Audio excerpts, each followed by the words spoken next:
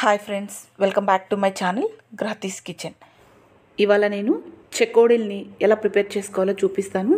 Plain చెకోడీలు చాలా ఈజీగా and టేస్టీగా ఉంటాయి చెకోడీలు. అందుకోసం ముందుగా స్టవ్ వెలిగించి ఒక పాన్ పెట్టుకొని అందులో గ్లాసున్నర నీళ్ళు పోసుకోవాలి. అందులో మన పిండికి సరిపడా సాల్ట్, ఒక 1 టేబుల్ స్పూన్ వరకు కారము, అలాగే కొద్దిగా మీకు ఫుడ్ కలర్ కావాలంటే యాడ్ చేసుకోవచ్చు, లేదంటే స్కిప్ చేయొచ్చు. ఇలా వేసి ఒకసారి కలిపి ఈ నీళ్ళని కాస్త మరగనివ్వాలి. ఇప్పుడు మనం ఇక్కడ గ్లాసున్నర నీళ్ళు తీసుకున్నాం కాబట్టి గ్లాసున్నర పిండి తీసుకోవాలి. ఒక గ్లాస్ ఏమో బియ్యం పిండి, అర గ్లాసు మైదా పిండి తీసుకోవాలి.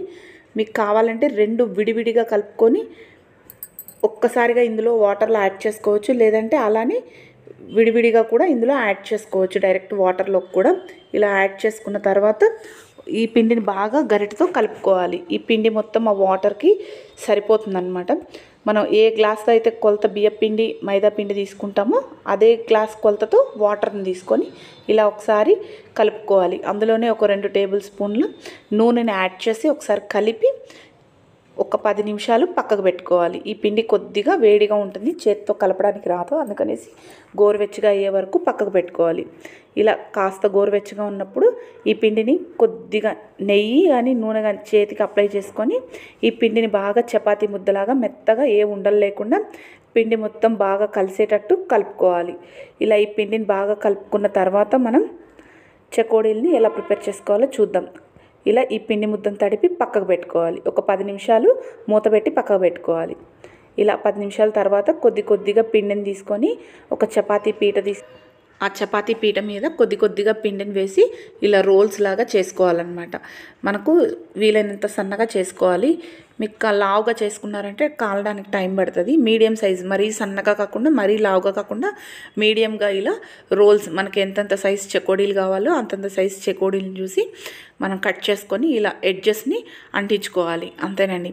ఇలా పిండి మొత్తాన్ని మనం ఎన్ని చెకోడీస్ వస్తే అన్ని చెకోడీలు చేసి పక్కకు పెట్టుకోవాలి. ఇలా చెకోడీలు మొత్తం చేసేసుకున్న తర్వాత ఈ చెకోడీల్ని ఒక ప్లేట్లోకి తీసి పక్కకు పెట్టుకోవాలి. ఇప్పుడు మనం ఈ చెకోడీల్ని డీప్ ఫ్రై చేసుకోవాలి కాబట్టి స్టవ్ వెలిగించి ఆయిల్ వేసుకొని కొద్దిగా ఆయిల్ వేడెక్కిన తర్వాత మనం ముందుగా రెడీ చేసి పెట్టుకున్న ఈ చెకోడీలన్నిటిని ఆయిల్లో వేసి ఒక్కొక్కటిగా డీప్ ఫ్రై చేసుకోవాలి. 2 పక్కల ఈ చెకోడీల్ని బాగా కాల్చుకోవాలి. మధ్యలో కలుపుతూ ఉండాలి, లేదంటే ఒక సైడ్ కాలుతాయి, ఇంకొక సైడు వేగవన్నమాట. అందుకనేసి 2 వైపులా తిప్పుకుంటూ ఓ 10-15 నిమిషాలు టైం పడుతుంది కాల్చడానికి. మంటని మీడియం ఫ్లేమ్లో పెట్టుకొని బాగా కాల్చుకోవాలి. ఈ చెకోడీలు సరిగా కాలకపోతే మెత్తగా ఉంటాయి, అందుకనేసి బాగా మంటని మీడియం ఫ్లేమ్లో పెట్టుకొని రెడ్గా కొద్దిగా కలర్ కూడా చేంజ్ అవుతాయి ఇవి చెకోడీలు కాలిన తర్వాత. ఇలా కాలిన చెకోడీల్ని ఏదైనా ఒక ప్లేట్లో తీసుకున్నామంటే వేడి చెకోడీలు రెడీ అయిపోయాయి. ఈవినింగ్ పిల్లలకి స్నాక్స్ లాగా చాలా బాగుంటాయి. మీరు కూడా ఈ చెకోడీల రెసిపీని ఇంట్లో తప్పకుండా ట్రై చేయండి. అలాగే నచ్చినట్టయితే గ్రహతీస్ కిచెన్ని మర్చిపోకుండా సబ్స్క్రైబ్ చేసుకోండి.